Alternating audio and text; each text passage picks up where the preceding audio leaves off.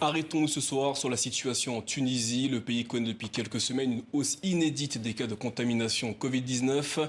Le pays est frappé par le variant Delta. Le taux de mortalité est le plus élevé du continent, selon le docteur Yves Souterran, représentant de l'OMS sur place. Pour faire le point sur la situation, nous sommes en direct de Tunis avec le professeur Rafik Bouchdaria, chef de service des urgences et du circuit Covid à l'hôpital de l'Ariana. Bonsoir professeur et merci d'être avec nous. À l'heure où nous parlons, quelle est la situation au sein de l'hôpital dans lequel vous travaillez? Oui, bonsoir. À l'hôpital de l'Ariana, donc qui est un hôpital dédié exclusivement aux malades Covid, la situation est toujours grave puisque l'hôpital est à saturation, quoique depuis quelques jours, nous sommes à 90% de notre taux de saturation. Ça veut dire que les choses s'améliorent un peu, mais restent toujours au niveau de la gravité. Il y a beaucoup de malades jeunes, il y a beaucoup de malades graves. Les lits d'oxygène sont occupés à 90%, alors que les lits de réanimation sont occupés à 100%, et ça depuis des mois. La pression sur le service des urgences a diminué par rapport à ce que nous avons vécu au début du mois, notamment.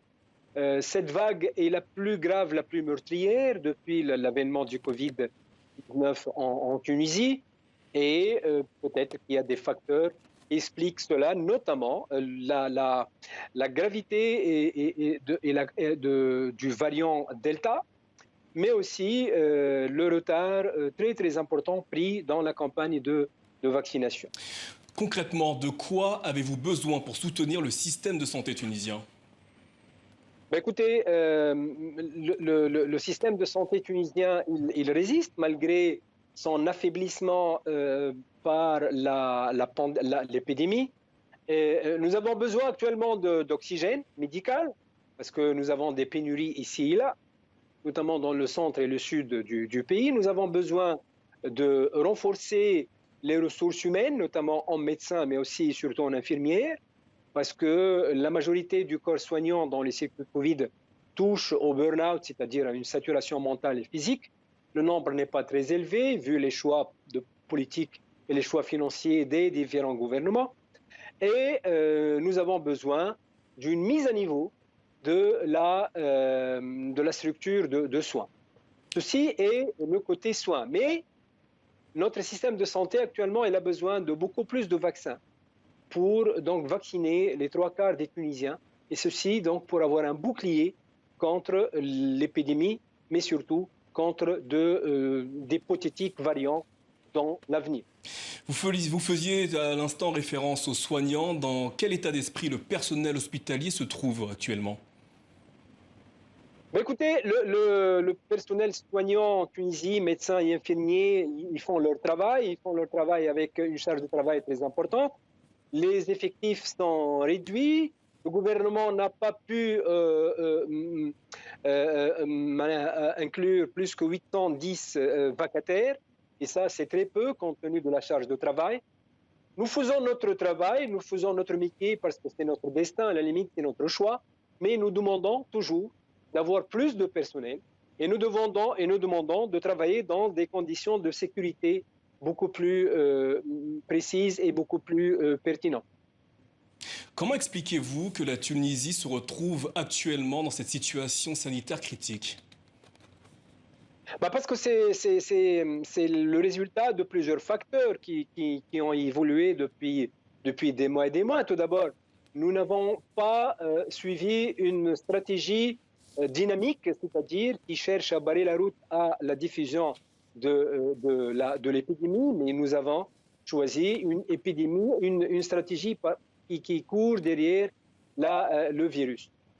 Un. Deux, au niveau de la population, il y a un très faible taux d'adhésion aux mesures barrières. Et il y a, bien sûr, le retard pris dans la campagne de vaccination. Aujourd'hui, il y a moins de 8% de Tunisiens qui ont eu 2 doses de vaccin. Par rapport à d'autres pays, on est très, très en retard. Et enfin le variant Delta, qui est un variant très grave, très dangereux, parce qu'il a un pouvoir pathogène très, très développé. C'est pour cela qu'on a des formes graves d'emblée, que nous avons des malades de plus en plus jeunes, et même des enfants qui ont donc rempli les services de réanimation et les services d'oxygène et avec une mortalité qui est la plus importante, malheureusement, de l'Afrique. Là, nous avons dépassé 18 000 décès, alors qu'au mois de septembre, nous étions à peu près à une centaine. C'est dire que les insuffisances et les dysfonctionnements de la stratégie nationale contre le Covid sont importants et sont immenses. Professeur Rafik Bouchdaria, merci d'avoir répondu à nos questions. Et face à cette situation sanitaire préoccupante, la diaspora tunisienne, qui représente un peu plus d'1,5 million de personnes, dont 700 000 en France, s'est considérablement mobilisée pour venir en aide à la Tunisie. Bonsoir Riyad Cherif, vous êtes membre du comité civil de lutte anti-Covid-19. Merci d'être avec nous. Tout d'abord, pouvez-vous nous dire ce qu'est le comité dans lequel vous êtes actuellement? Le comité civil, tout d'abord, je voulais juste prendre une minute pour saluer au nom de tous mes amis dans la société civile les efforts que représente aussi le professeur qui était avec nous.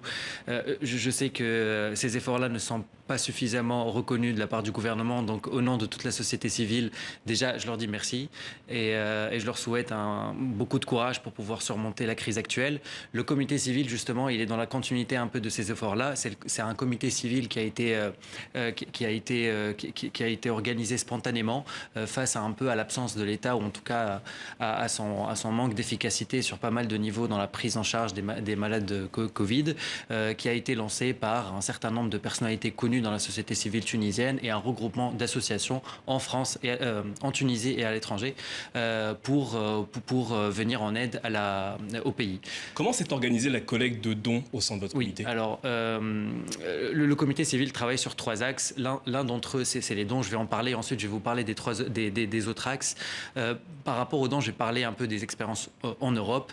Et il y a des cagnottes, au fait, tout simplement, sur des plateformes que les Français connaissent, des Allo SO, les PayPal, etc. Donc, sans forcément donner de noms commerciaux, mais c'est des cagnottes que les associations donnent et qui mettent à disposition de la diaspora. Les gens participent et ensuite, c'est aux bénévoles des associations d'aller chercher le bon matériel qu'il faut en se synchronisant avec les autorités du ministère de la Santé en Tunisie et à travers notre réseau personnel en Tunisie avec les médecins et les infirmiers, etc., pour pouvoir acheter le matériel nécessaire. À quoi vont servir les dons que vous avez collectés? À acheter du matériel qui est en manque actuellement en Tunisie. Tout à l'heure, on parlait d'oxygène. Donc, c'est le focus numéro 1. C'est les générateurs d'oxygène, c'est les concentrateurs d'oxygène qu'on essaye d'acheter et d'acheminer jusqu'en Tunisie.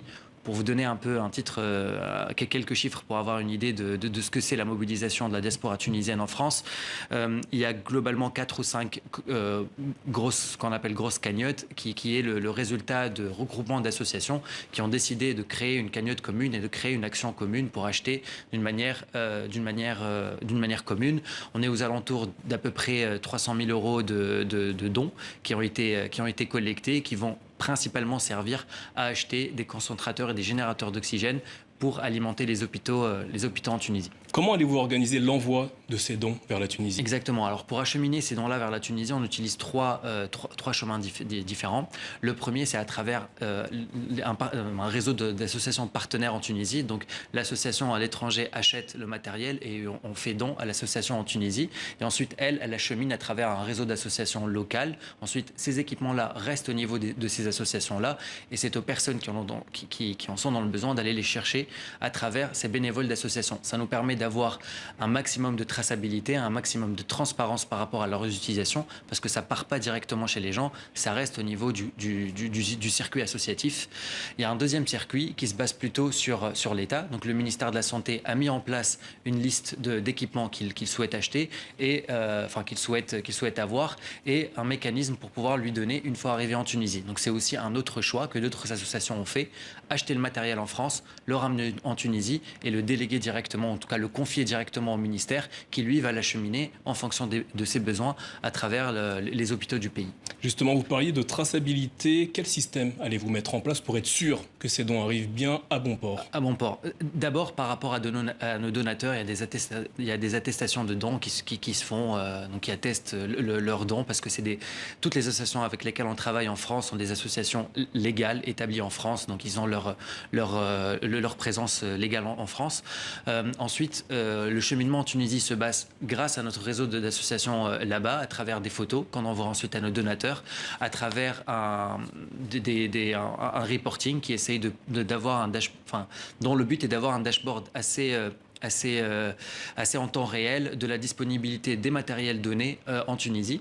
Et un troisième axe sur lequel on travaille aussi, qui est un peu sur lequel on capitalise un peu sur l'expérience des élections, où on est en partenariat avec une association qui s'appelle Mouraqiboun, qui a contrôlé au fait les élections. Donc tout comme les centres de vote en 2014 et en 2019, les hôpitaux et les dons, surtout étrangers, sont actuellement contrôlés par ces bénévoles-là qui nous envoient des rapports par la suite. Et pour toutes celles et ceux qui souhaitent participer à l'effort de solidarité en Tunisie, eh bien, les liens pour le comité civil vont s'afficher à l'écran.